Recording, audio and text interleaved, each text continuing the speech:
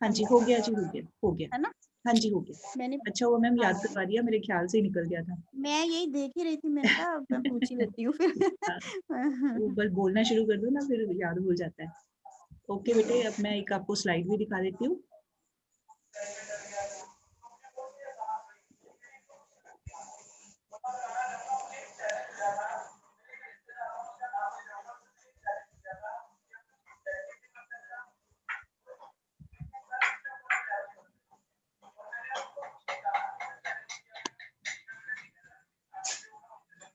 Okay चलो, ये वैसे थोड़े से हिंट शायद आपको दिख रहे हो, आपने हिंट की और नहीं देखना, वैसे I try to erase them but पूरा पूरा इरेज नहीं हुआ है।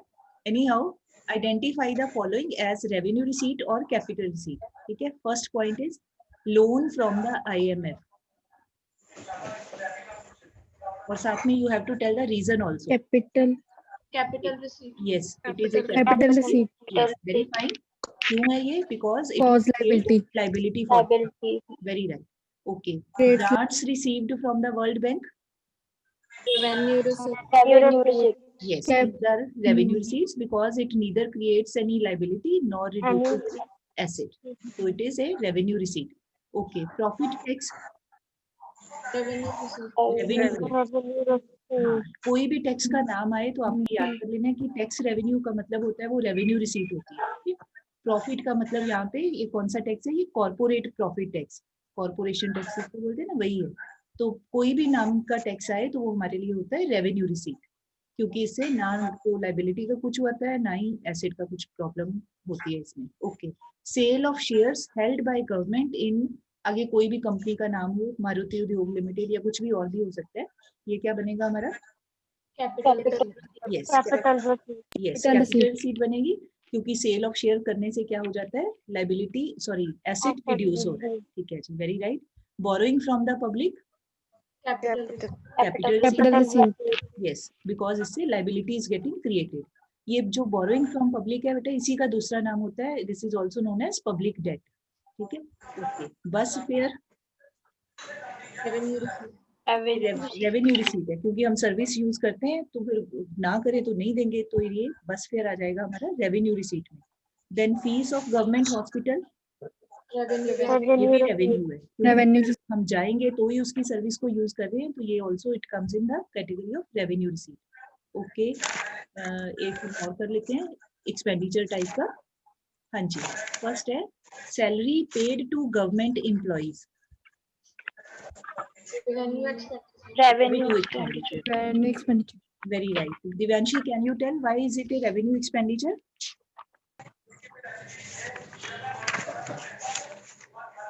Why salary paid to government employees, why is it a kind of revenue expenditure?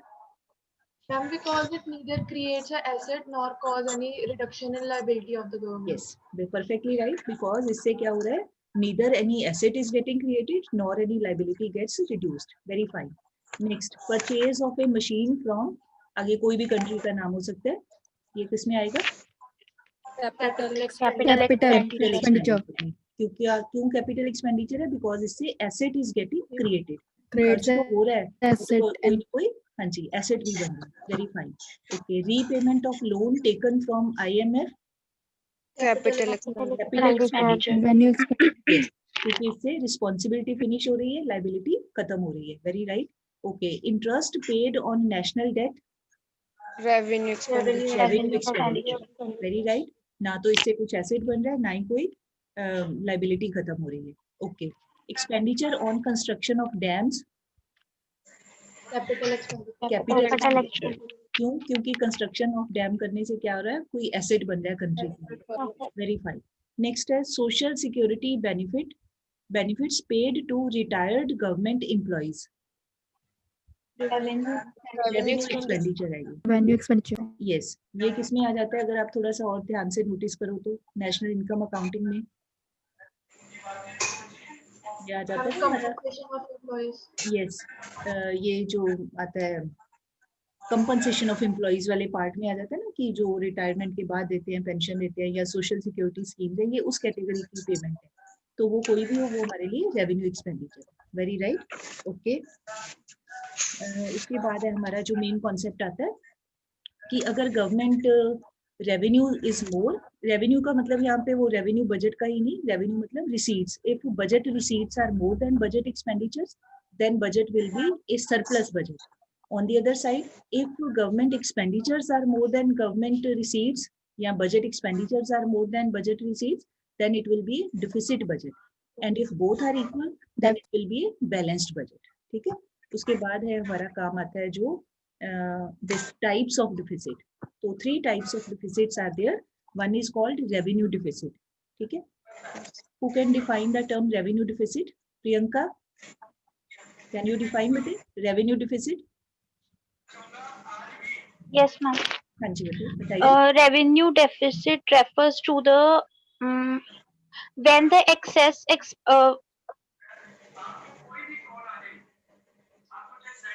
हाँ ठीक है. when the expenditure is more than revenue receipts, it is called revenue deficit. Yes. साथ में revenue word भी बोलना है. When revenue expenditures are more than revenue receipts. Okay. तो अगर this type of situation is there, then what are its implications? इसके क्या meanings हो सकते हैं? एक एक करके और सभी बता देंगे. 5 तो बच्चे हैं. वसुंधरा आप बता दीजिए. Any one point? It indicates the inability of the government to meet its regular and recurring expenditure. Yes, very right. It shows the inability of the government कि वो ठीक तरह से मैनेज ही नहीं कर पा रही है. Very right. Okay, Harleen Kaur, any other point बेटे? A high revenue deficit gives a warning to the government either to control their expenditure or to increase their revenue. Very right, perfectly right. एक indication है, एक signal है, government को एक warning का signal है. जैसे ट्रैफिक की लाइट्स पे रेड सिग्नल होता है ना वार्निंग देने के लिए, तो ऐसे ही है कि भाई या तो अपना एक्सपेंडिचर रिड्यूस करो और अपनी रेवेन्यू को बढ़ाने का उसका एफर्ट करो. Very right. Any other point कोई और बताना चाहे तो?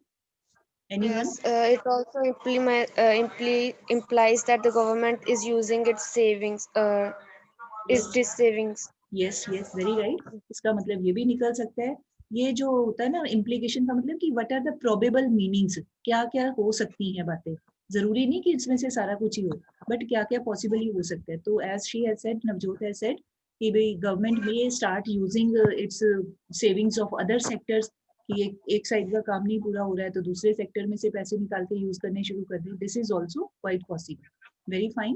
Okay, then second type of deficit is fiscal deficit. हाँ जी Harleen Kaur, can you define बेटे what is fiscal deficit? Fiscal deficit refers to the excess of total expenditure over total receipts during the given financial year. Okay, अभी इसमें से कुछ missing है, something is missing.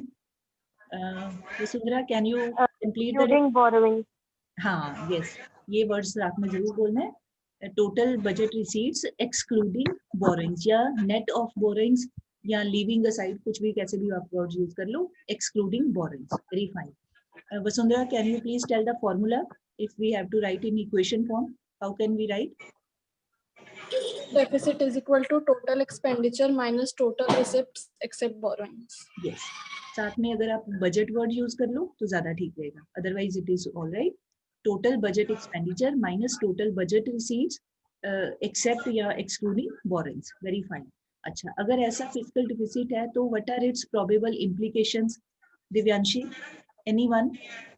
Ma'am, our economy will be in debt trap because the repayment of a loan taken does not involve only principal amount, but it also involves payment of interest. So side by side, it will also increase revenue deficit.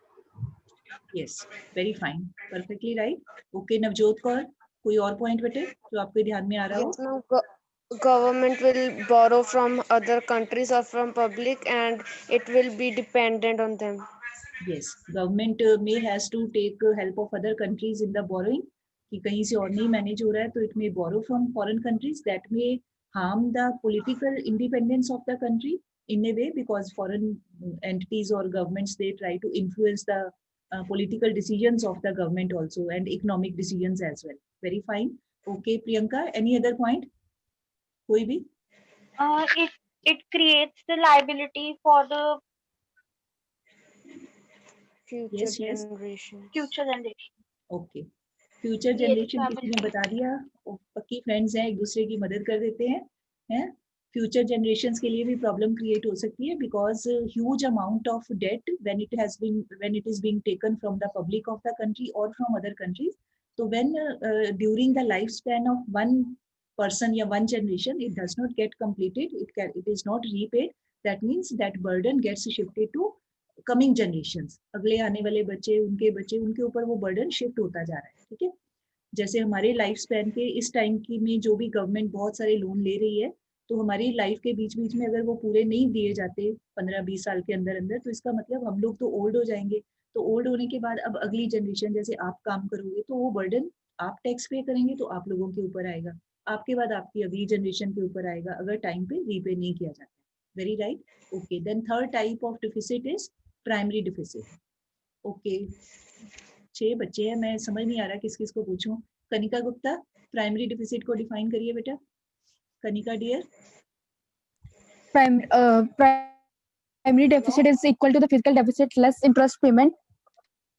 Okay, very fine.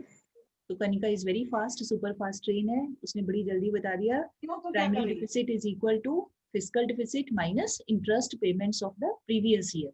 पिछले साल तक के जो भी payments है interest की वो minus कर दे फिस्कल डिफिसिट में, तो then we get primary deficit. Okay, एक आधा न्यूमेरिकल मैं बताती हूँ जरा. You if you have notebook with you, आप जरा नोट करके मुझे बताइए आंसर. ये प्राइमरी, ये 1 मार्क में क्वेश्चन आ सकते हैं आपको. Please write down. Budget shows a primary deficit of 4,400 rupees. Budget, government budget shows a primary deficit of 4,400 rupees. Full stop. The revenue expenditure on interest payment. Revenue expenditure on interest payment is 400 rupees.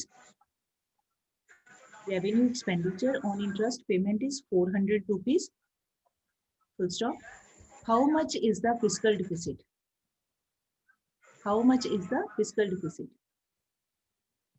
ध्यान से देखो जरा, ये वही formula पहले आप लिखो. Primary deficit is equal to fiscal deficit minus interest payment.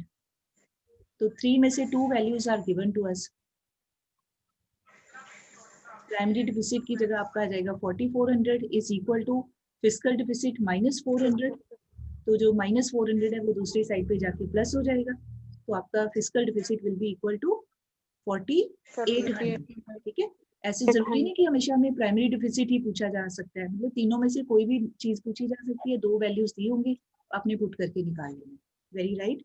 चलो अभी टाइम हो गया 12:25. Let us start our test also, because उसमें भी लिखने में 10 मिनट लग जाते हैं. So, Dea ma'am, please share the link of the test. Yes ma'am, मैं शेयर करती हूँ. हाँ जी. कोई एक आधा न्यूमेरिकल हुआ बेटा, उसको कॉपी पे सॉल्व करके बस उसका आंसर मेंशन कर देना.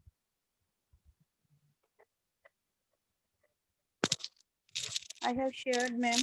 ओके जी, थैंक यू. Yes बेटे, link has been shared by ma'am. You please see the test and do it as fast as possible.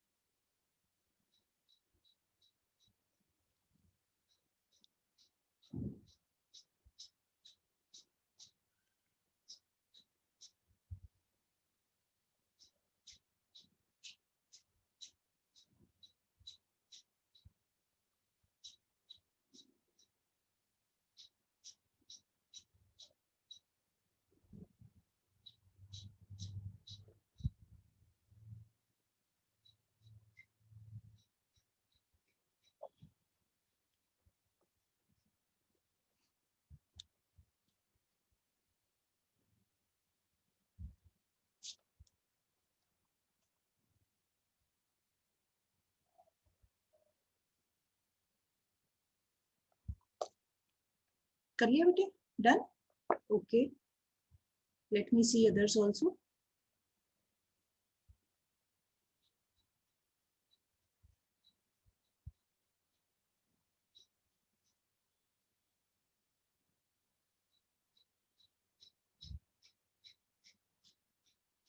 हाँ जी, प्रियंका, दिवांशी, डन बेटे? कर लिए? ओके. नवजोत कौर.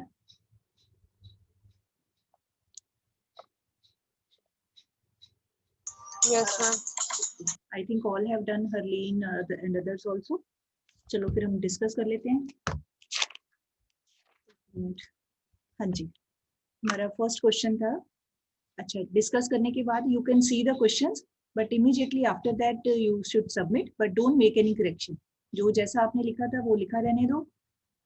ये सिर्फ इस करके ताकि आप क्वेश्चन देख लो साइड बाय साइड.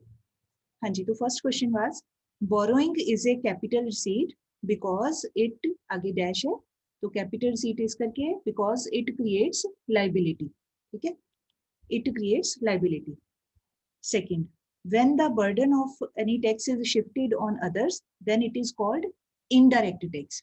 ठीक है, ये definition है. When we can shift the burden, imposition on some other person, but burden can be shifted to some other person, then that tax is indirect tax. Next, third question. If fiscal deficit is 35 rupees crore and interest payment at 10 crore, then primary deficit is 20. 20 is the right answer. Minus कर देना, physical deficit 35 minus 10, तो you will get right answer 20. 20 नहीं, sorry 25. 35 minus 10, 25, sorry. हाँ जी, next था हमारा question. Government budget has a revenue deficit, this gets influenced by. हाँ जी, revenue deficit है तो it gets influenced, sorry, financed by. तो फर्स्ट दो ऑप्शन दिए हुए बोरोइंग, सेकंड दिया हुआ है डिसइन्वेस्टमेंट, एंड थर्ड है बोथ ऑफ दीज या बोथ अबव. तो बोथ अबव आना है. क्यों? क्योंकि अगर जो रेवेन्यू साइड पे डिफिसिट है तो उसको कवर अप कहाँ से किया जा सकता है? From capital side. तो बोरोइंग भी कैपिटल साइड की रिसीट है, डिसइन्वेस्टमेंट भी कैपिटल साइड की है, तो उससे कवर अप किया जा सकता है. So both above is the right answer, या बोथ ऑफ दीज.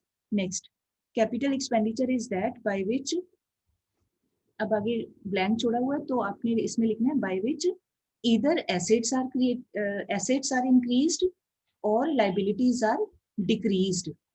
जैसे मर्जी आप लिख लो, उसमें कोई फर्क नहीं पड़ता.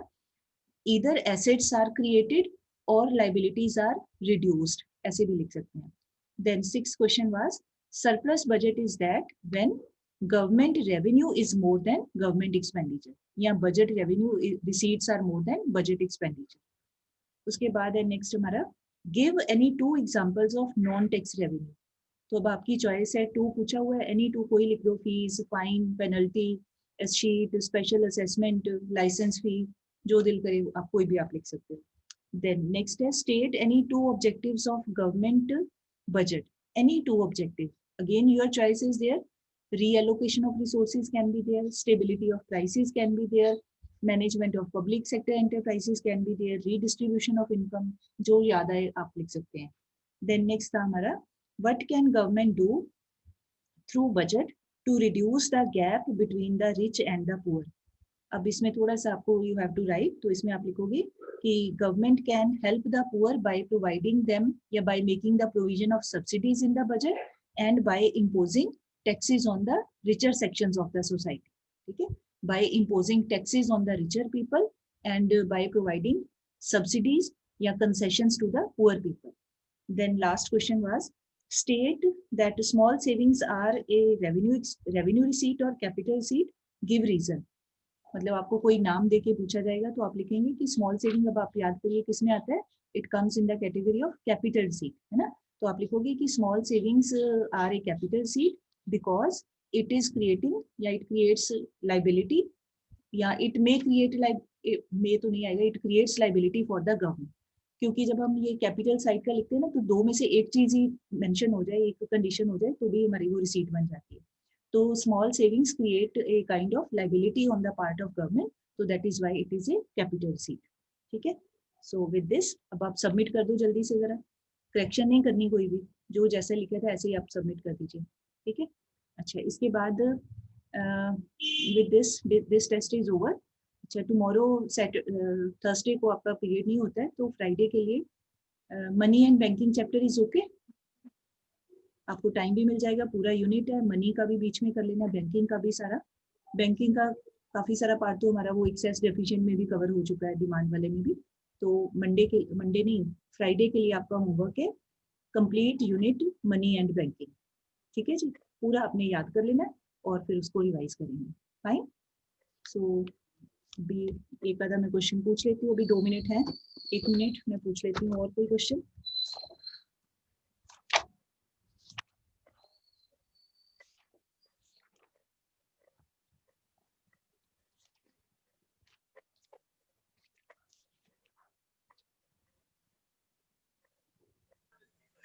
Excuse me ma'am. हाँ जी बेटे। मैम जो बैक एक्सरसाइज में आपने क्वेश्चन समझाया था पहले, वो दोबारा बता दो कि can there be a physical deficit in a government budget without a revenue deficit. अच्छा अच्छा, ठीक है। हाँ जी, वो हो सकता है बेटे। आप अभी मतलब अभी लिखने का तो टाइम नहीं, आप वैसे ही सोचो। जब हम फिजिकल डिफिसिट लिखते हैं तो उसमें क्या लिखते हैं, मतलब that equation can be written in this manner also, कि पहले रेवेन्यू साइड का deficit, revenue expenditure minus revenue receipts bracket में करके, प्लस फिर कर देते हैं हम कैपिटल साइड का लिखते हैं। तो अगर रेवेन्यू साइड हमारी बैलेंस्ड भी हो जाए, जितनी रेवेन्यू रिसीट्स हैं उतने ही रेवेन्यू एक्सपेंडिचर है, अगर वो दोनों जीरो हो जाते हैं, कैंसिल हो जाती है, मतलब बोथ आर इक्वल, तो भी तो आप देखो ना, जो दूसरी साइड बचती है कैपिटल वाली, तो उसमें क्या लिखते हैं हम, capital expenditure minus capital receipts except borrowing.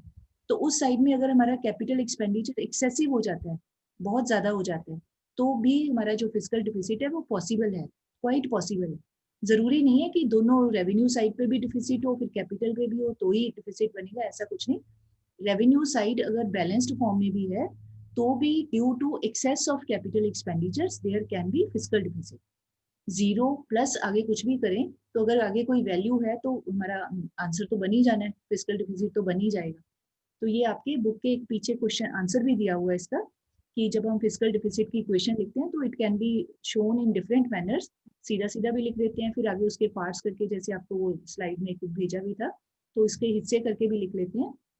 तो इट इज पॉसिबल कि अगर रेवेन्यू बजट बैलेंस्ड भी आ जाता है तो भी due to excess of capital expenditure over capital receipts other than borrowing, तो भी हमारा जो फिजिकल डिफिसिट है वो पॉसिबल हो सकता है। ठीक है। अदरवाइज अच्छा, एक ऐसे भी आ सकता है कि अगर इन केस रेवेन्यू डिफिसिट बनता है तो कौन सी चीज इसको हेल्प कर सकती है कवर करने के लिए, तो आप लिखेंगे revenue deficit can be covered with the help of capital side. उधर का जो घाटा पड़ रहा है, आपकी एक पॉकेट में पैसे खत्म हो गए तो आप अपनी दूसरी पॉकेट से निकाल के आप यूज कर सकते हैं, है ना, है तो आपके ही है। तो ऐसे ही गवर्नमेंट को अगर एक साइड पे नुकसान हो रहा है तो गवर्नमेंट उसको पूरा करने के लिए कैपिटल साइड को भी यूटिलाइज कर सकती है। ठीक है जी। So with this time is also over, question पूछने का भी टाइम नहीं है। Anyhow, so I thank you all for being here with me and attending the class. Sincere girls last में बची हैं जो 5-6 हैं। चलो, thank you. So prepare best for the next